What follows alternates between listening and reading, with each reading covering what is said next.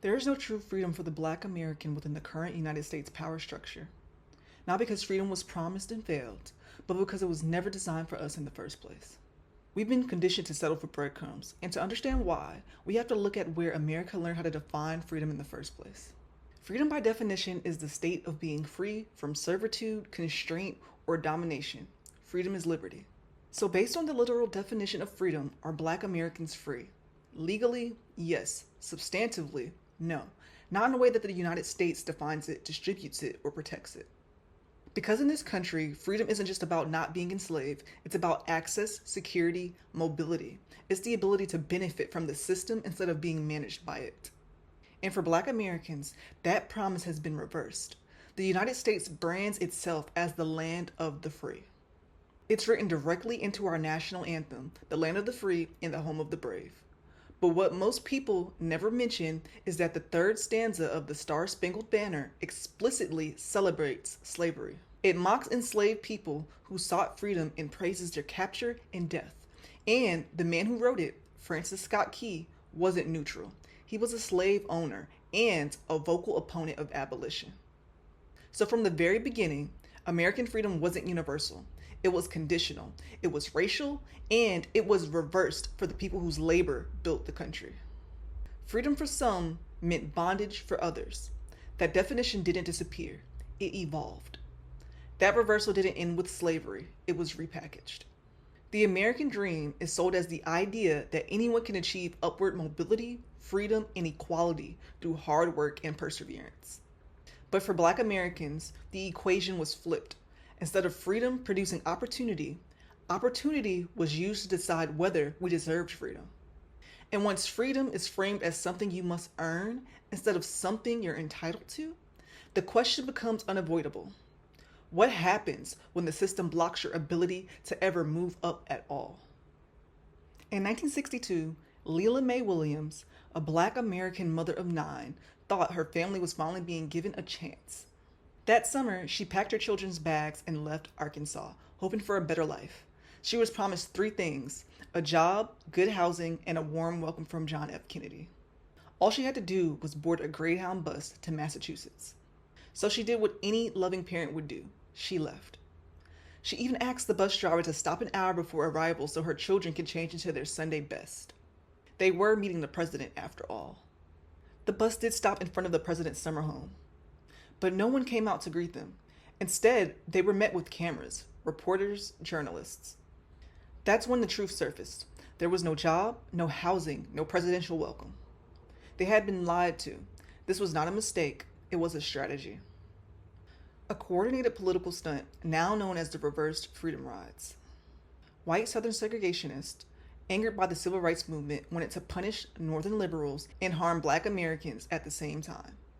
So they sent Black families up north as a provocation, a message. If you love them so much, you deal with them. It was a middle finger wrapped in a bus ticket. This plan was inspired by the 1961 Freedom Riders, Black and white activists who challenged segregation and were met with violence. Instead of learning from that moment, Southern segregationists decided to retaliate. They felt embarrassed. Side note, they were probably still mad that they lost the war. Got him! The strategy was helped by Amos Guthridge, an Arkansas lawyer. He openly stated, for many years, certain politicians and educators have used white Southerners as a whipping boy. We intend to continue it until those people in the majority tell those politicians we are through with this foolishness about civil rights. If we're going to find out if people like Ted Kennedy really care about the Negro. To carry it out, they enlisted the Citizens Council. Historian Clive Webb of the University of Sussex described the council plainly: a sanitized version of the KKK. No hoods, same ideology. They ran radio ads, printed flyers, sold lies. Their targets? Black single mothers with multiple children and Black men with criminal records. They were offered golden tickets. Guthridge even escorted the Williams family personally. Ice cream stops, press conferences, photo ops. He called them fine, fine people. Sound familiar? Look at my African American over here. At first, Northern towns welcomed them. The first rider, David Harris, was greeted by Ted Kennedy. Not JFK, but close enough apparently. Hey, ain't nobody trying to hear that bullshit, man. But when the buses kept coming, the tone shifted. They were no longer guests, they were refugees. Imagine that, refugees, not from war or disaster, but from a political experiment. Arriving with no money, no housing, just promises.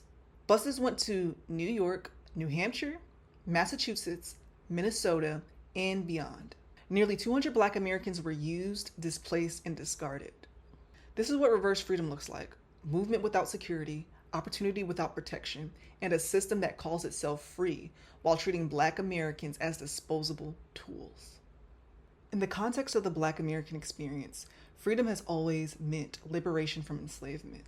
Even today, we use the word free to describe releasing our loved ones from prison. Because for us, freedom has always been tied to captivity, and if you're familiar with the 13th Amendment, you already know this. Slavery never fully ended, it was reclassified. Once you become state property, forced labor is still legal. So no, our freedom was never an invitation to fully experience the so-called American dream. Our freedom was permission to exist without chains. We weren't free to inherit the system. We were free to serve it under new terms. And when freedom only means you're no longer owned by one person but still controlled by the structure, that isn't freedom, that's a reversal. And until freedom includes security, ownership, mobility, and protection for Black Americans, it remains unfinished.